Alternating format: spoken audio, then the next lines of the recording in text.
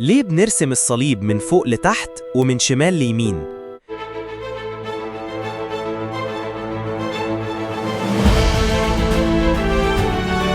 إشارة الصليب مش حركة عشوائية، لكنها لاهوت كامل الكنيسة سلمته لينا من الرسل والآباء. لما بنرسم الصليب من فوق لتحت، إحنا بنعلن إيماننا إن المسيح نزل من السماء للأرض. الكلمة صار جسداً وحل بيننا.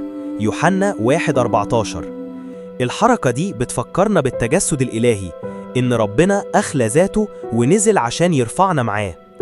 وبعد كده من شمال ليمين، ودي برضو مش صدفة، لأن الشمال في الكتاب المقدس بيرمز للشر والظلمة.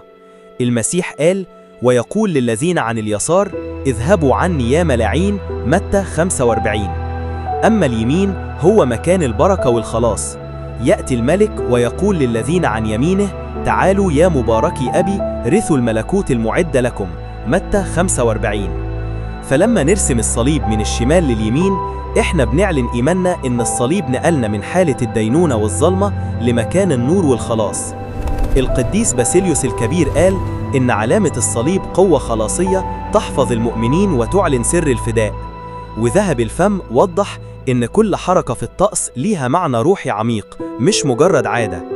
يبقى إشارة الصليب مش بس عادة يومية، لكنها إعلان إيمان بالتجسد، بالفداء، وبالانتقال من الظلمة إلى النور. نيجي بقى لسؤال الحلقة: وليه الكنيسة تمسكت بالترتيب ما بالذات، فوق لتحت، شمال ليمين، وما غيرتوش من القرن الأول لحد النهاردة؟